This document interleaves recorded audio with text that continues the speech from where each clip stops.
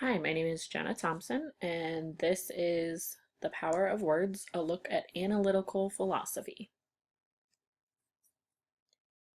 Analytic philosophy, Nodding says that it concentrates on the connection between language and reality. Analysis of language and concepts is central to analytic philosophy. It breaks concepts away from closely related ones to better understand each individually. And analytic philosophy, in all of its forms, claims to analyze and clarify. It analyzes and clarifies everything in everyday life, including in education, and it does this through looking at language and concepts and phenomena. From what I researched, critics of analytic philosophers believe that a philosopher's values play a role in analysis, which can produce bias, and that makes it kind of difficult to define analytic philosophy. The characteristics can be different depending on the philosopher.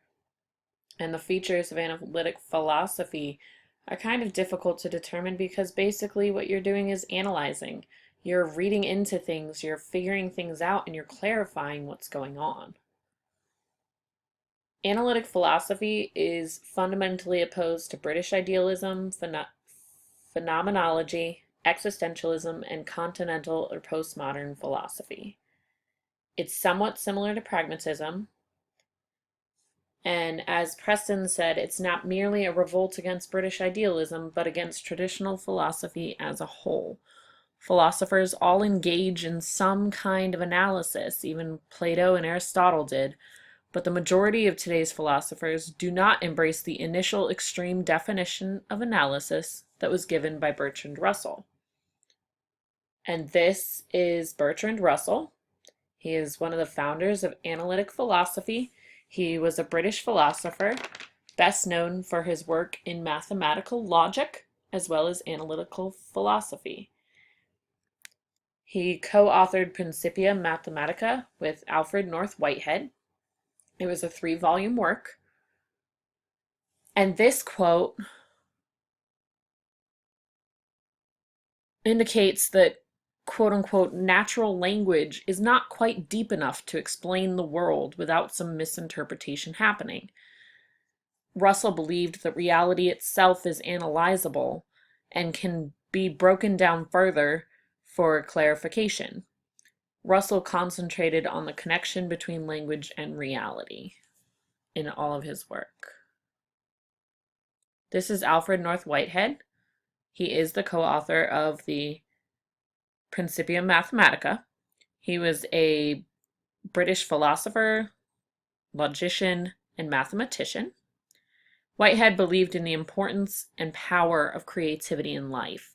He said that education is the necessary marriage of thought with action.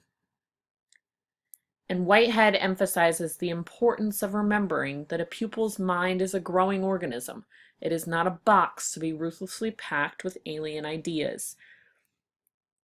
He said there is only one subject matter for education, and that is life in all of its manifestations, and that's in his Aims of Education.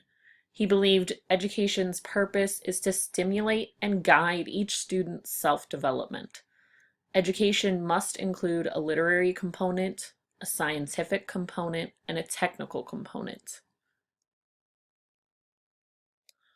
This is Ludwig Wittgenstein. He came from Austria and met Bertrand Russell at Cambridge in 1911. He's a major influence on analytic philosophy. He believed philosophy to be first a critique of language. He was acute in his philosophical sensitivity. His philosophy originally was concerned with logical syntax, a rejection of dogmatic philosophy, and then he turned from formal logic to ordinary language. He focused heavily on logic, language, and metaphysics, and found a way to tie logic to metaphysics via language. His final words, as legend has it, were, "Tell them I've had a wonderful life." The analytic philosophy of education looks at teaching theories and concepts and how not only students learn, but how teachers teach. As Nodding said, philosophers set about analyzing such concepts as teaching, indoctrination, learning, training, achievement, and many others. And C.J.B. Macmillan and James Garrison wrote, to teach someone something is to answer that person's questions about some subject matter.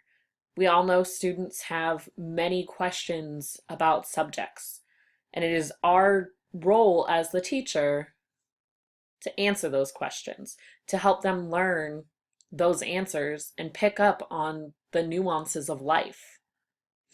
When you analyze teaching, you're not only looking at how teachers teach, you're also looking at how students learn. When you look at how students learn, every student is going to learn a little differently. And when you further analyze your teaching, teachers have to look at how they're teaching and to see if it matches up with how students are learning.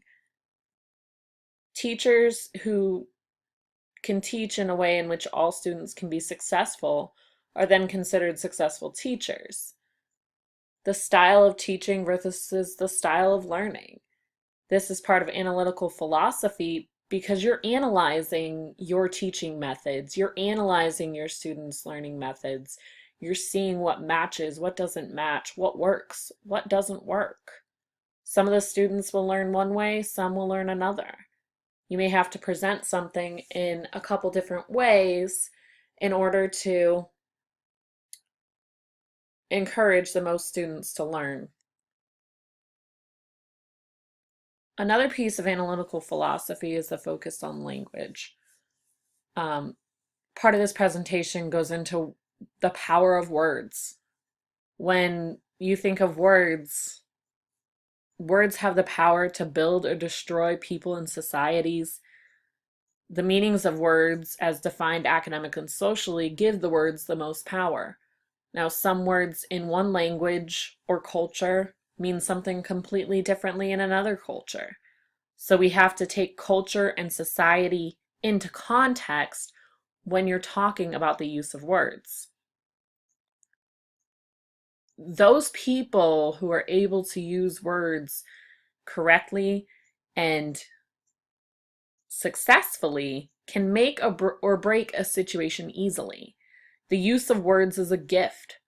Not everybody has the power to use words to influence others and to make changes happen. But those who do have that kind of superpower to where they can influence with just words. Where words really come into play, especially in today's society, is on the internet and in social media. Posts on the internet are there forever. We're all told this. Be careful what you post, be careful what you say, because you can't retract it. Words have an intense power on the internet and on social media platforms. Think of it. 140 characters on Twitter. That can make or break someone's career. That can make or break somebody's political endeavors.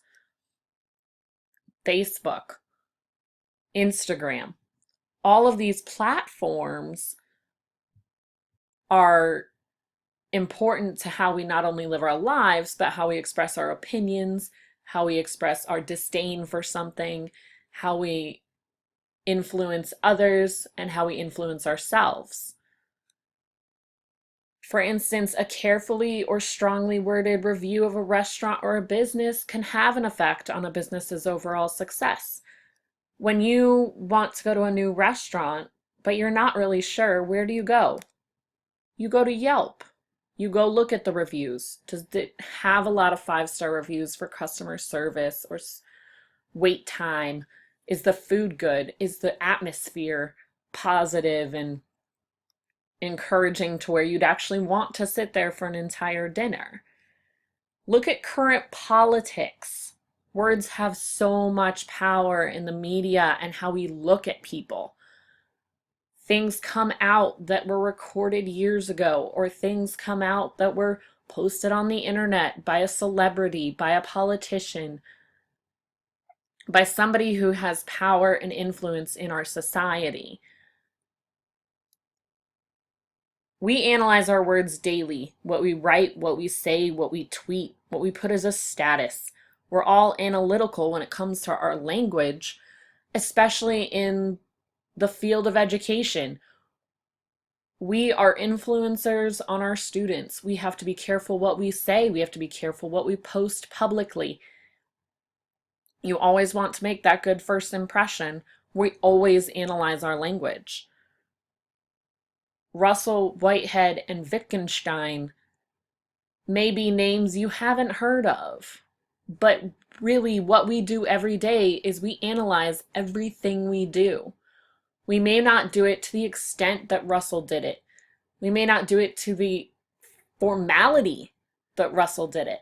But think about when you post something online or you say something to your students in your classroom, you are always careful. You are always analyzing what you do.